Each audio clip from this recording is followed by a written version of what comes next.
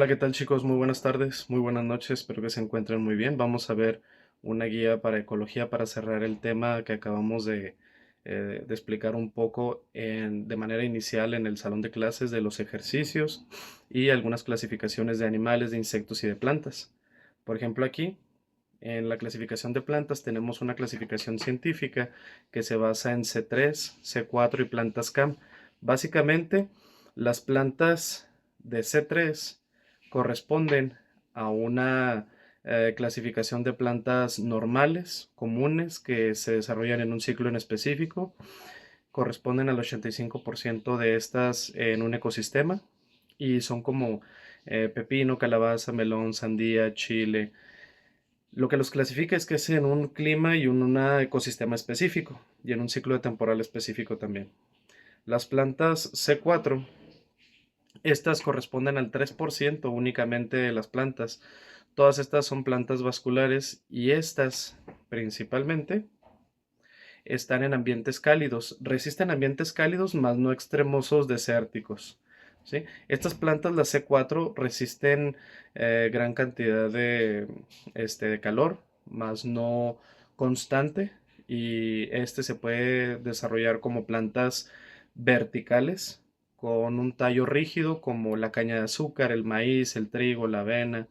¿Sí? Es su principal característica, se extiende de forma vertical ascendente y esta es resistente en temporadas cálidas. Luego tenemos las plantas CAM. Estas plantas están adaptadas a ambientes demasiado secos, totalmente desérticos, como cactáceas, piñas, helechos, nopales, todo lo que sean plantas desérticas como el cactus también. Y estas abren su estoma en la noche, quiere decir que expulsan o exudan el exceso de agua en la noche para no perder su capacidad durante el día. ¿Ok? Ahora, todas las plantas que acabamos de ver es de acuerdo a su temporalidad de ecosistema y temperatura, desde las que son en un ciclo específico, las que son tolerantes y luego las que son totalmente de clima desértico, como lo acabamos de ver, C3, C4 y CAM. Aquí están clasificadas por tipos de raíz. Todas las raíces que ven del lado derecho parten de estas dos del lado izquierdo. ¿Qué las clasifica de forma sencilla? Muy simple. Miren, aquí significaría que las que se desarrollan de forma vertical se llama pivotante, como un pivote, como un popote, ¿sí? De forma vertical. Y luego las fasciculadas ramificadas que son de manera horizontal o que son de manera extendida también y que tienen varias secciones de desarrollo. Aquí podemos ver algunas de ellas. Por ejemplo, de las fasciculadas tenemos las ramificadas y las mismas fasciculadas, que las determinan el grosor del tallo y de la raíz. Si se fijan, están más gruesas las de las ramificadas que las fasciculadas, tienen un mayor grosor y estas se extienden hacia lo ancho. De las verticales, nosotros tenemos, por ejemplo, la fibrosa.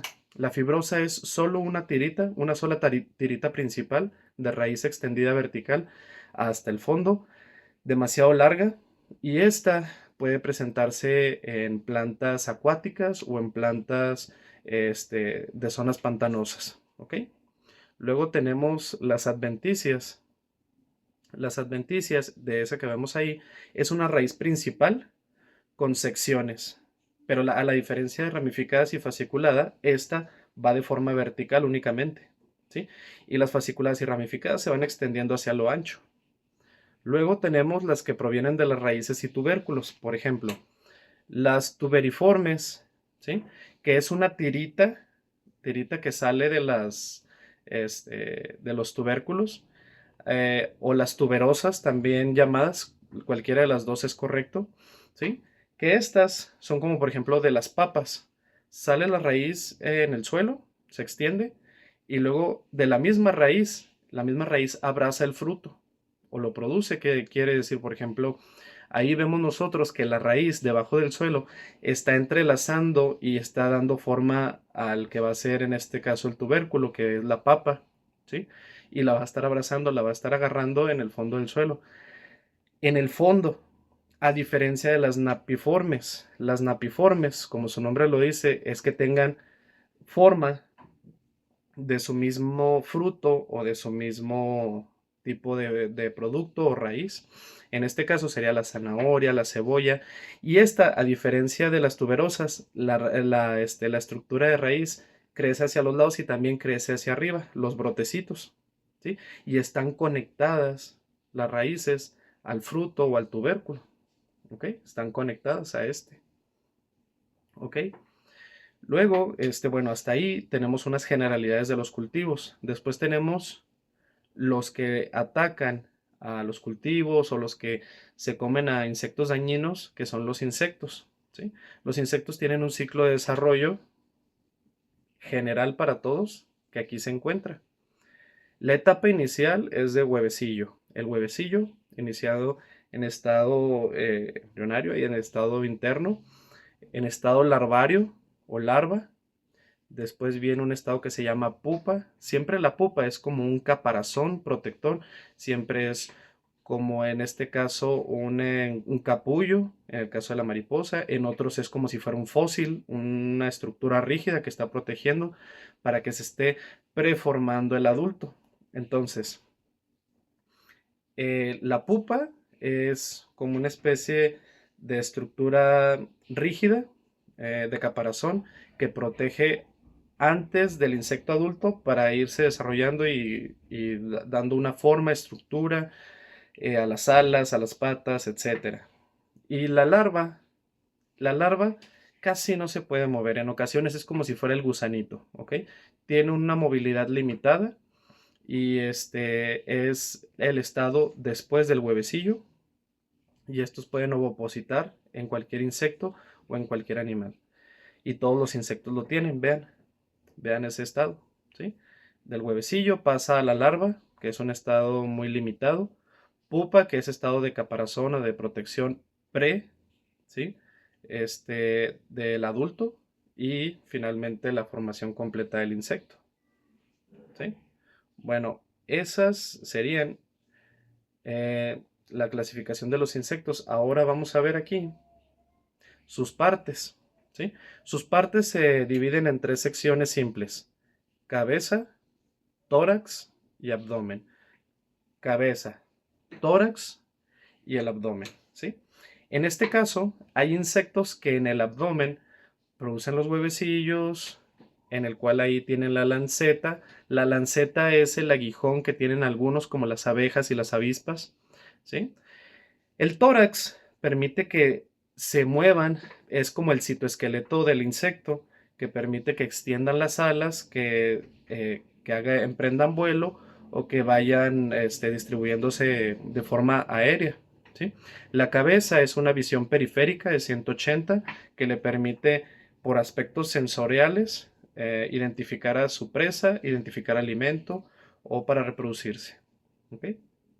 Y como les comentaba, el abdomen, en ocasiones ahí se depositan ahí se van desarrollando para los huevecillos. Y la lanceta, que algunos tienen para polinizar o para atacar a otros insectos. ¿Sí? Ahí podemos ver un poquito más claro otro ejemplo.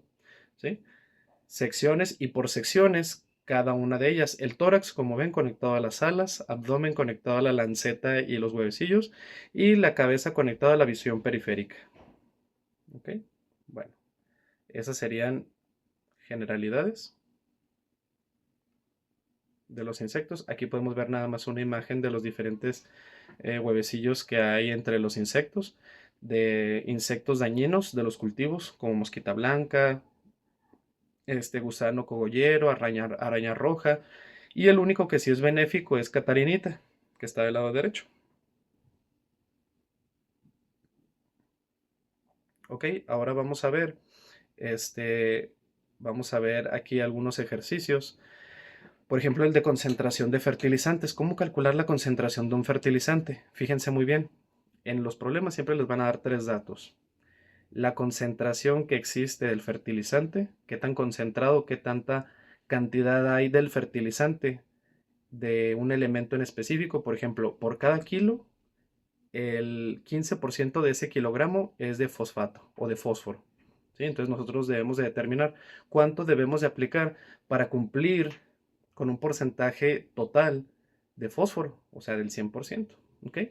Y, por ejemplo, lo vamos a aplicar en este caso en una cantidad de 30 kilogramos y en un área de 2 hectáreas. ¿Qué quiere decir? Vamos a manejar en un total de costales de 30 kilogramos al 15%. Imagínense como los alcoholes al 75%, ¿no? Y tuviéramos 30 frasquitos al 15, por ejemplo. Y lo vamos a aplicar en 2 hectáreas. Entonces, ¿qué vamos a hacer? Primero, vamos a ver cuánto se va a aplicar en total en 2 hectáreas, haciendo una multiplicación. Multiplicamos 3 gramos, ¿sí?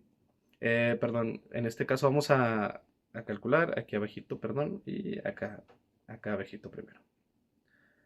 Los 30 kilogramos por las 2 hectáreas para ver cuánto vamos a aplicar en total, que son 60 kilogramos, ¿sí? Ya tenemos esos 60. Hágale caso nomás a ese cuadrito, nomás a este de aquí, ¿sí? Ahí está. Ya sabemos el total que debemos de aplicar en todo el terreno, que son 60 kilogramos. Ahora, eso es como si estuviera concentrado al 100%. Ahora, tenemos que dividirlo entre las unidades decimales de su concentración, que si es 15%, va a ser 0.15. Entonces vamos a dividir 60 entre 0.15 para ya ahora sí saber cuántos kilogramos vamos a aplicar de esa concentración. Con esa cantidad, cuánto necesitamos aplicar para cumplir con un 100%, que sería 400 kilogramos, ¿sí?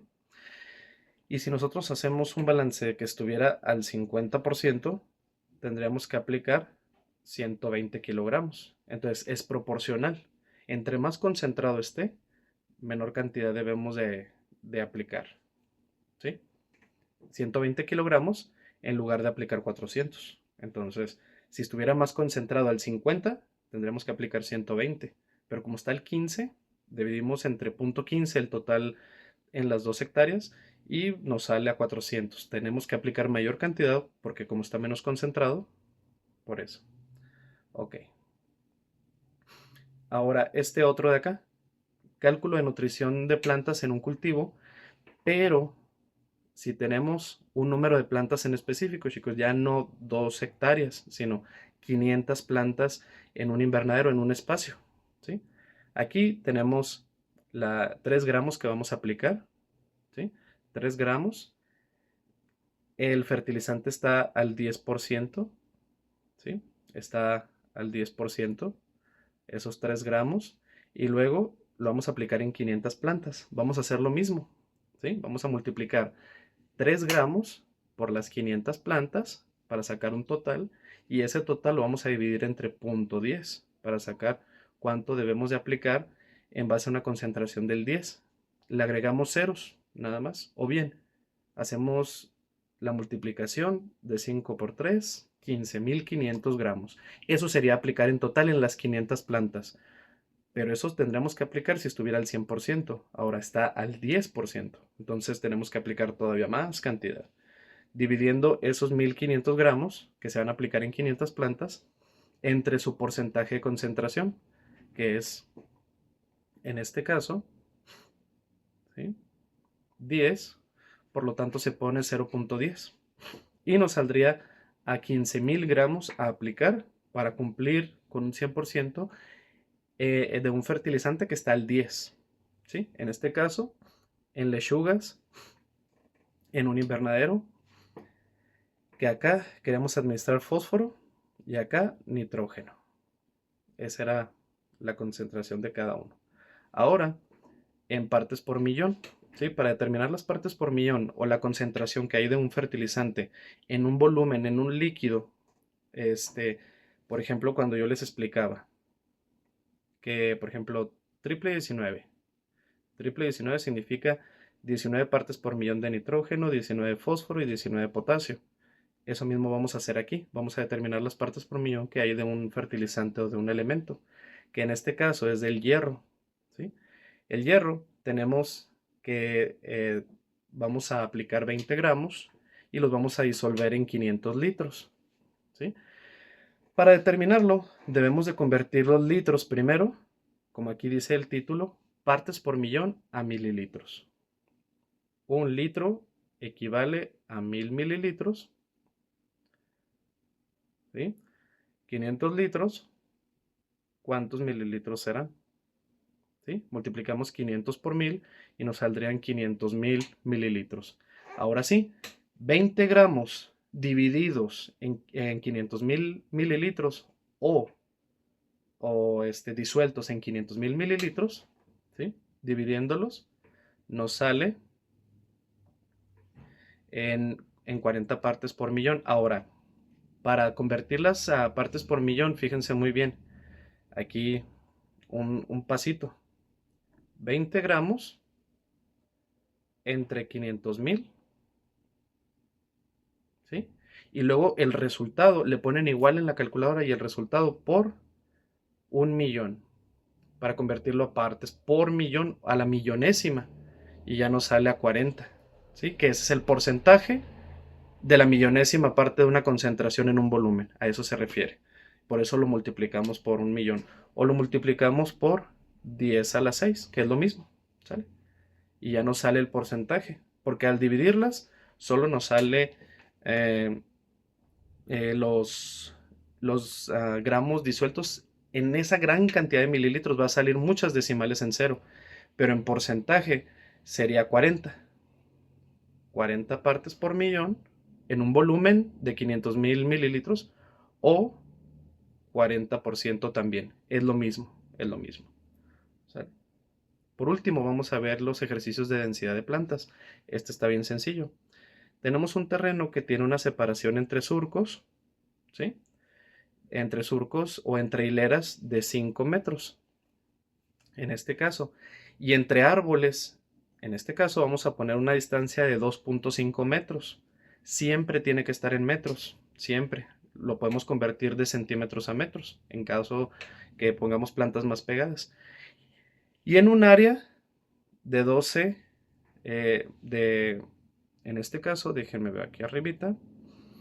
En este caso nosotros tenemos de 12, de 10.000 metros cuadrados de una hectárea convertidos a 12.5, 12.500 metros cuadrados. Ok. Y nos sale a 800 árboles por hectárea. Les voy a poner un ejemplo más sencillo. Si nosotros tuviéramos un área de 120 metros cuadrados, ¿sí? Lo vamos a dividir entre la separación que hay entre hileras, en este caso 5 metros, ¿sí? Y luego separación entre plantas, que es 2.5 metros. Eso lo vamos a multiplicar. Entonces, vamos a dividir 120 metros cuadrados, que es el área, entre sus separaciones entre planta y entre hileras, como multiplicación, ¿sí? Ahora, suponiendo que nos diera en hectáreas, nosotros convertimos. Una hectárea tiene 10.000 metros cuadrados, ¿sí? Que nos den 2.5 hectáreas, ¿cuántos metros cuadrados serán? Todo lo vamos a convertir a metros, metros y metros cuadrados. La distancia entre hileras o entre surcos y entre plantas tiene que estar en metros, y el área entre metros cuadrados, ¿sí? Siempre en eso. Ese es el caso de aquí. Y en este caso saldrían 800 árboles por hectárea. Pero el ejemplo que yo les puse es más simple, ¿sí? Si tuviéramos unas plantas que vamos a poner en 1200 metros cuadrados, ¿sí? Que van a tener de separación 30 centímetros o 0.3 metros, y van a tener una separación entre hileras o entre surcos de 0.5 metros o 50 centímetros. Hacemos la división, su respectiva multiplicación entre paréntesis, entre doble paréntesis, y el resultado nos saldría las plantas que debemos de poner o que podemos poner en ese terreno. Recuerden que si sale a 0.5, 0.6, bajamos una planta para no poner la mitad o la fracción de una como recomendación, ¿sí? En el total le podemos poner la fracción, no hay problema, pero ahí le agregamos, aunque sale con fracción, se recomienda poner una planta menos. Así de simple, para no saturar el terreno, ¿ok? Bueno, eso sería todo por el momento. Espero que les ayude. Cuídense y mucho éxito en el examen. Hasta luego.